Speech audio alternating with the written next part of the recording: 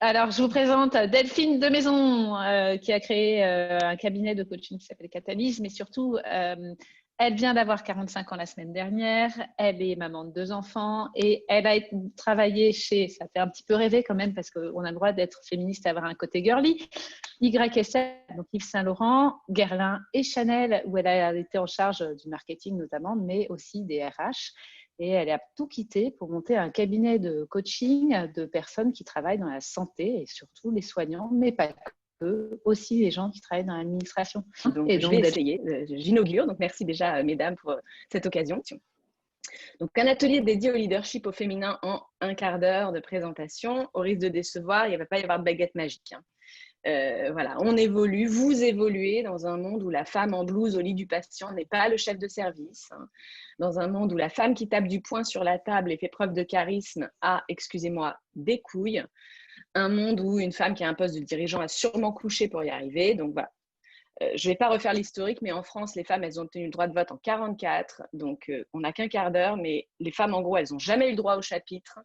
Elles n'ont pas eu une part de voix égale à celle des hommes pendant plusieurs, allez, disons, milliers d'années. Donc, il y a un héritage politique, économique, social. On a des stéréotypes qui sont difficiles à bouger, des représentations mentales figées. Donc, pour changer ces réflexes ancestraux, pour qu'en 80 ans, elles puissent commencer à affirmer leur leadership comme les hommes, ben voilà, il faut passer par certaines choses. Et je rêve du jour où la question sera comment développer le leadership qui me ressemble, puisque c'est ce qu'on avait dit avec Alice en préparant cette intervention, quel que soit notre sexe, mais aujourd'hui, rien n'est acquis en matière d'égalité.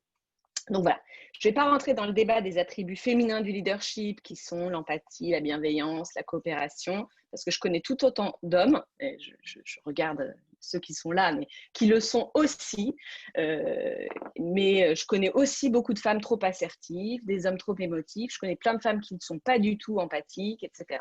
Donc j'ai plutôt envie, je vous le disais, de partager les sujets que les femmes apportent, mais que les hommes n'apportent pas, ou très rarement.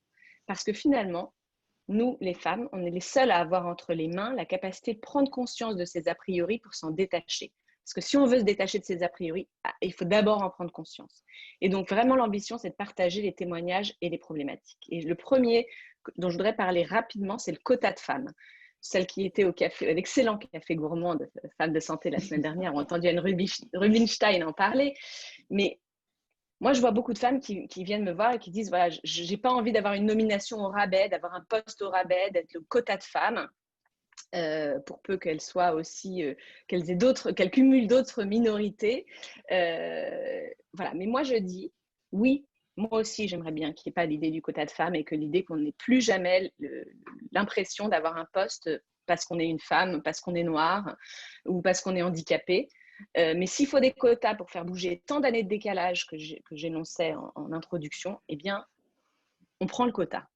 Et la question que je travaille en coaching avec les femmes avec qui je travaille, c'est qu'est-ce qu'on en fait?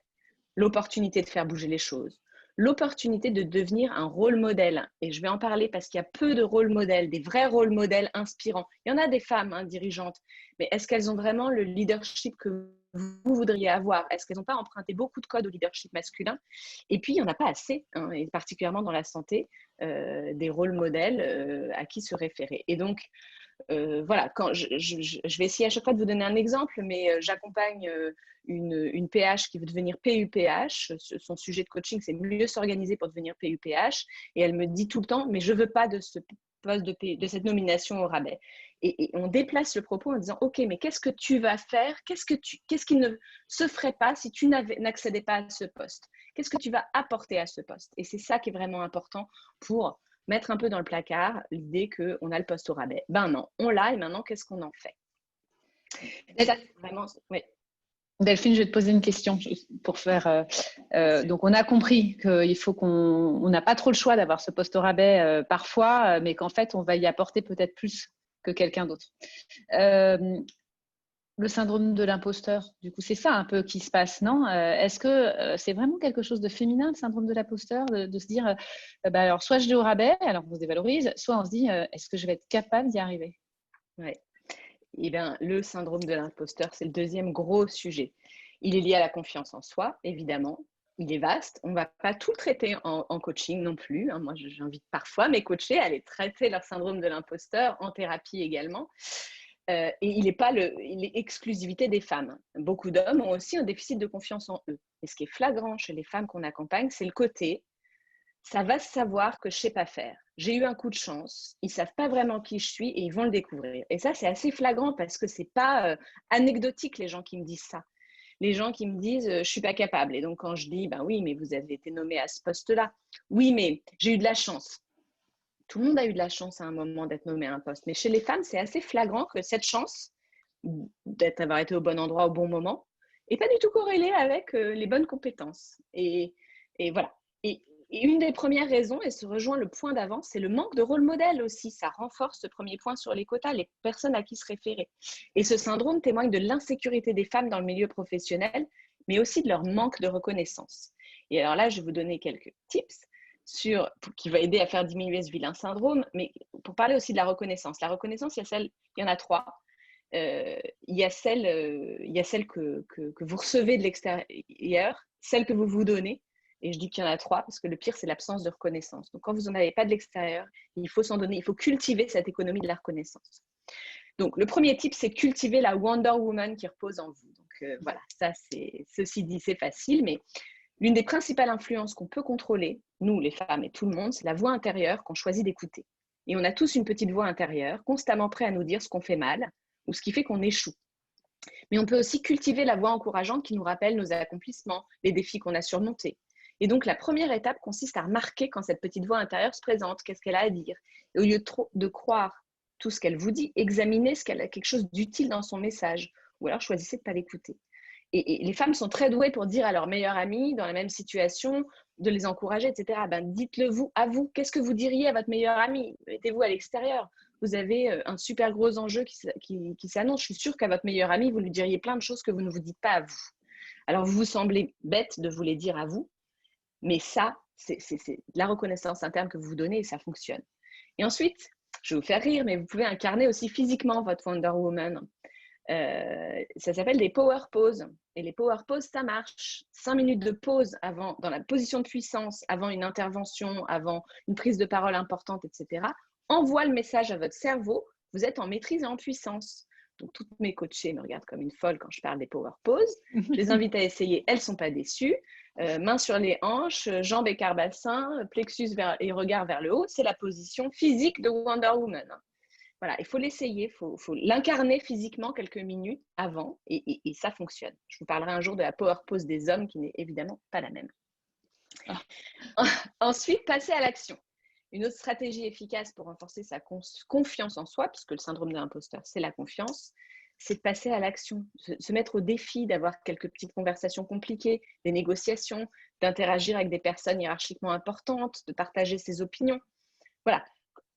Passer à l'action, ça, c'est la preuve par l'exemple qu'on élargit ses capacités et donc on gagne en confiance.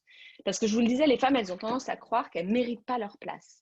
Et quand il y a une critique sur ce mérite, elles leur prennent directement pour eux. Là où il y a des études qui prouvent que les hommes imputent plus facilement les difficultés à des raisons exogènes, où ils ont d'ailleurs parfois raison, hein, c'est les autres, c'est la situation, c'est le problème. Moi, ce n'est pas une fuite, il y a du vrai dans les deux. Donc, il faut sortir du faux regard de l'autre et objectiver le vrai regard sur vous. Il n'y a pas que les défis et les challenges. Hein. Moi, un exercice que je fais en coaching, c'est la théorie des petits pas, où nous, on appelle ça la métaphore de l'échelle. Souvent, nous, on a tendance, les femmes, à regarder le haut de l'échelle et le nombre de barreaux à gravir.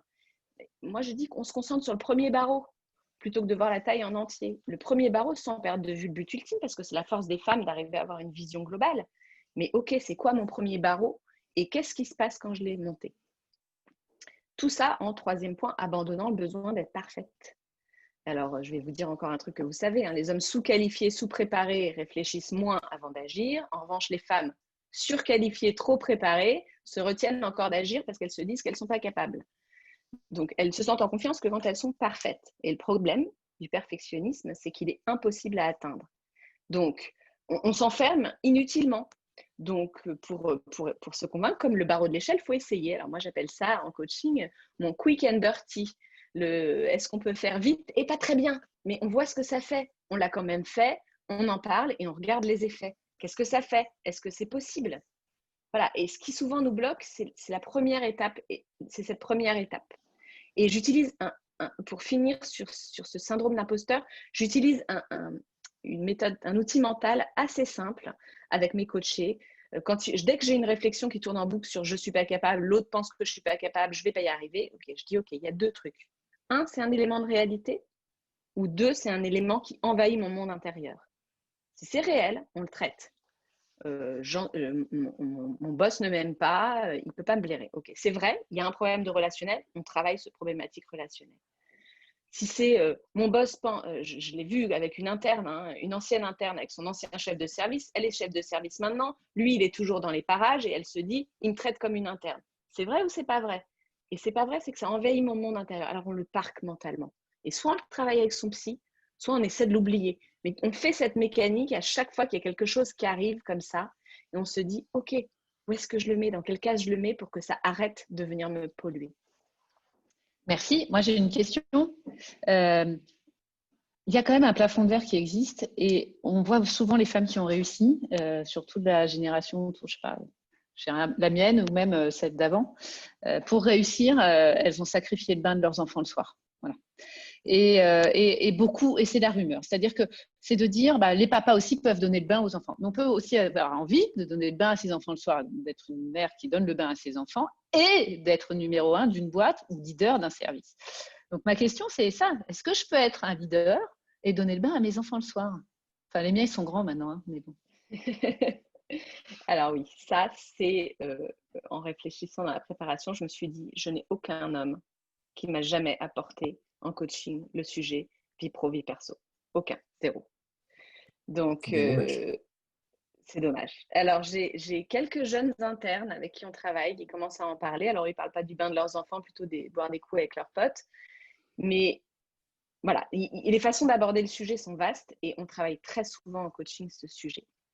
Je ne vais pas non plus répondre à ta question, Alice. Est-ce qu'on peut donner le bain à être numéro 1? Moi, je suis convaincue que oui, mais ce n'est pas facile et ça implique d'avoir une discipline, c'est-à-dire faire des choix, se fixer des priorités, etc. Je vais y revenir. Un exercice qu'on aime bien faire en coaching pour cette histoire de vie pro, vie perso, c'est de lister ce qui nous donne de l'énergie et ce qui nous pompe de l'énergie. Alors, vous allez me dire, oui, mais ça n'aide pas à régler le problème du temps. Mais un petit peu quand même. Parce que curieusement, on est meilleur et plus rapide dans ce qui nous donne de l'énergie que dans ce qui nous en pompe. Et donc, en fait, je vous parle d'une autre coachée que j'ai eue et qui disait j'arrive pas à aborder les gros cailloux, c'est-à-dire les gros sujets qui sont vraiment difficiles, je les repousse, et puis au final, je les fais le week-end chez moi. Donc, on parle quand même un peu de l'envahissement de la vie perso.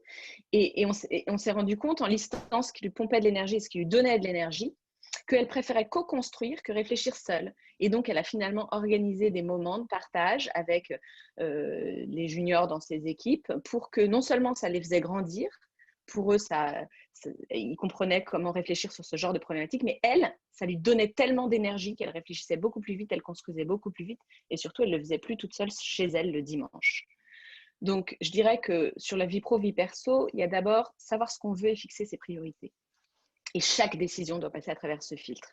Je ne parle pas de vos objectifs annuels. Hein. Je parle de, OK, c'est quoi mes priorités? J'ai envie de faire la différence sur ma spécialité dans mon hôpital. Voilà, c'est quoi? Mais aussi vos priorités personnelles. Vous n'êtes pas indispensable tout le temps, donc vous listez ces priorités. Et puis quand ça ne passe pas au filtre de ces priorités, on délègue. Est-ce qu'on doit être présent à toutes les réunions? Je vais vous donner un exemple très concret d'une directrice de pôle que je coachais et elle m'a dit, moi, mon objectif, ma priorité, c'est de passer une soirée par semaine avec mon fils. Et donc, toutes les décisions qu'elle prenait en coaching passaient à travers ce filtre. Est-ce que ça empêche cette soirée? Et si oui, c'est qu'on dit non. On peut relier avec un autre thématique et savoir dire non, mais je ne l'ai pas abordé là. Ensuite, de communiquer. Un prochain tips. Un prochain tips. Communiquer, c'est dire pourquoi. Alors, l'histoire du bain à la maison, tu poses cette question, ça m'a beaucoup rappelé quand moi j'ai eu un enfant et j'avais dit, je pars à 18h30. Et j'ai une collègue qui m'avait dit, mais tu as de la chance de partir à 18h30. Je lui ai dit, non, j'ai pas de chance de partir à 18h30. J'ai décidé que c'était ma priorité de partir à 18h30. Et donc, j'ai communiqué dessus. Et ça n'a pas été facile. Hein. Je suis partie au milieu de réunions, etc. Et puis petit à petit, il n'y a plus eu de réunion à 18h30 parce qu'on savait que j'étais au rendez-vous sur les autres rendus, mais qu'à 18h30, à 18h31, j'étais plus là.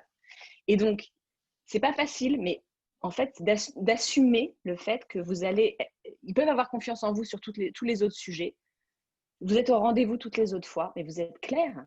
Vous avez été clair sur vos priorités et clair sur vos règles du jeu. Et à la maison aussi, hein, c'est valable de parler à ses enfants de ce qu'on fait. Et je pense que le confinement a aidé.